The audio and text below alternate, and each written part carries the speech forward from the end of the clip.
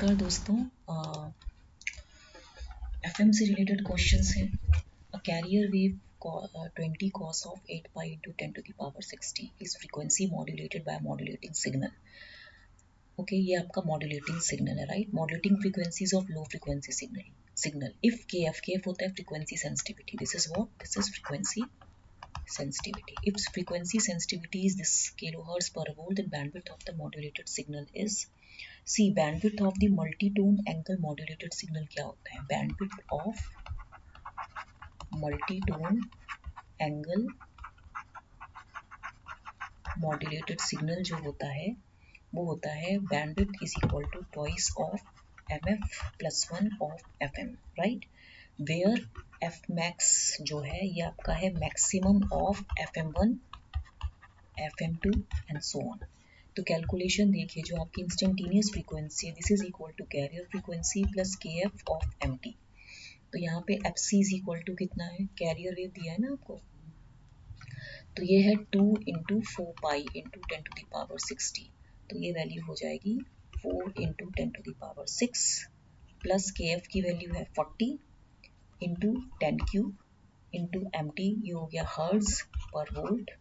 और ये वैल्यू जो है आपकी एम टी की वैल्यू कितनी हो जाएगी? 2 cos of 2 pi into 10 cube T, right? And plus cos of 3 pi into 10 cube t plus 5 cos 8 pi into 10 cube T. ठीक है, अब ये जो आपकी इंस्टेंटेनियस फ्रीक्वेंसी है वो कितना हो गई? 4 into 10 to the power 6 plus k f की वैल्यू कितनी हो गई? 40 into 2 80 into 10 cube cos 2 pi into 10 cube t plus 40 into 10 cube. ठीक है, यहाँ पे आप देखिए ये 2 cos 2 pi into 10 cube T था, तो ये पहले ये वाला फैक्टर इधर मल्टीप्लाई होगा. ठीक है, तो ये हो जाएगा 80 into cos 2 pi into 10 cube t plus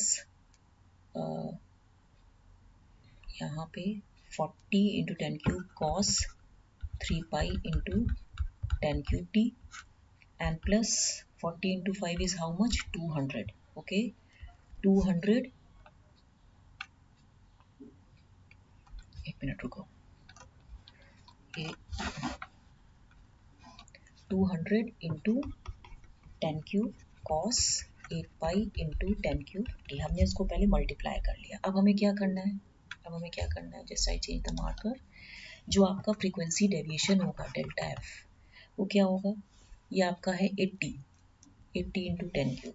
दूसरा आपका क्या है? 40 इंटू 10 क्यूब. ठीक है, एंड प्लस क्या है? 200 इंटू 10 क्यूब. तो यहाँ पे ये कितना सब ऐड हो जाएंगे, राइट? तो ये हो जाएगा आपका 80 into 10 cube plus 40 into 10 cube plus 200 into 10 cube. तो ये वैल्यू कितनी होगी? 80 प्लस 40 120, तो ये हो जाएगा 320 इंटू 10 क्यूब. ठीक है, तो m f is equal to delta F upon F max. तो ये वैल्यू कितनी हो जाएगी? Delta f 320 into 10 cube upon f m की वैल्यू कितनी होगी? ये 4.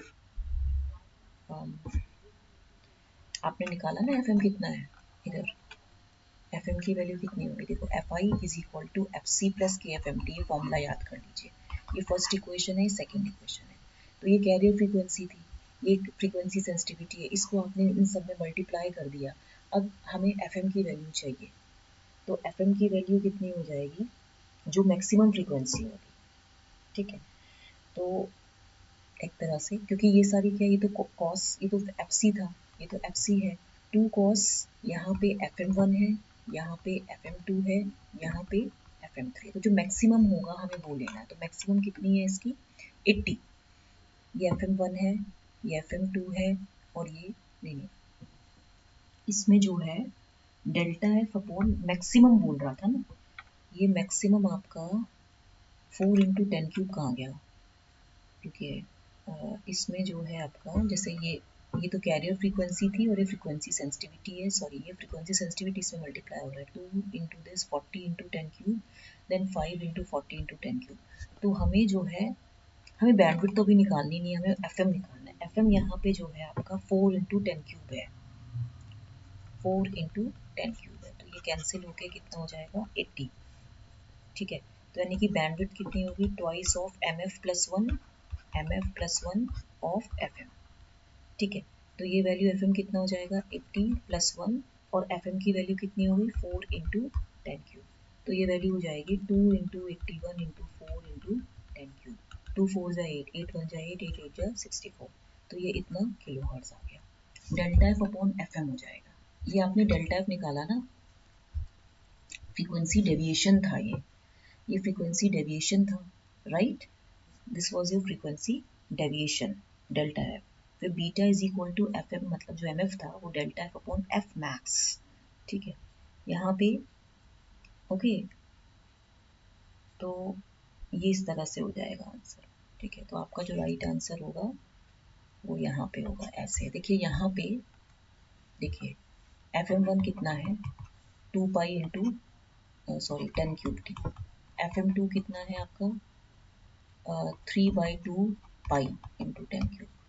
ठीक है, और एफ एम थ्री कितना है आपका 8 पाई बाय 2 पाई, यही होता है ना, 2 पाई तो होगा ये, 2 pi F M T is equal to omega M T. तो ओमेगा एम क्या है 2 पाई एफ एम, तो यहाँ पे ये ओमेगा एम वन ही तो है, तो एफ एम थ्री कितना हो गया 8 पाई बाई 2 पाई, तो 4 ही तो आया, तो 4 इंटू 10 क्यूब भी तो मैक्सिमम फ्रीक्वेंसी हुई।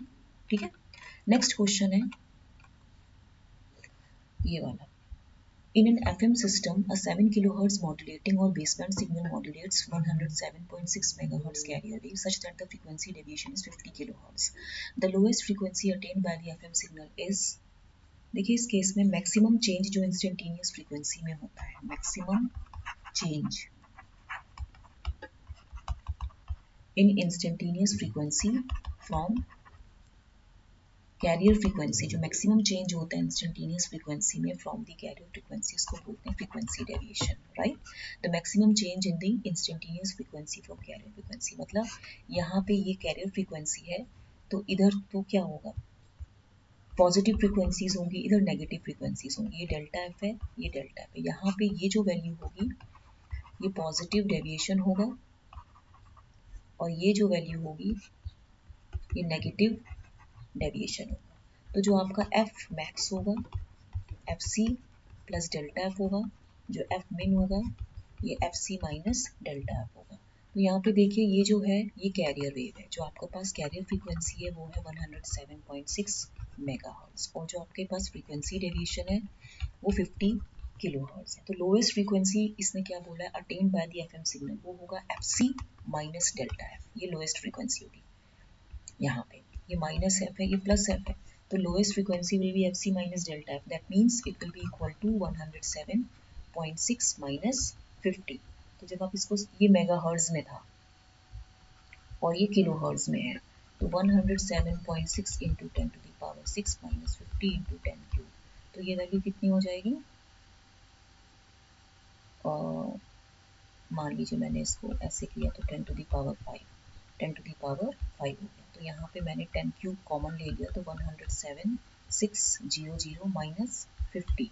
तो ये पूरा जब आप सॉल्व करेंगे या इसको आप मेगा में चेंज करेंगे तो ये वैल्यू आ जाएगी 107.55 मेगाहर्ट्ज। आप इसको सॉल्व कीजिए, 107,600 माइनस 50, तो 0 5 5 then 7 107 into 10 की पावर 5, यहाँ पे ये 10 टू दी पावर 6 ही हो गया एक तरह से।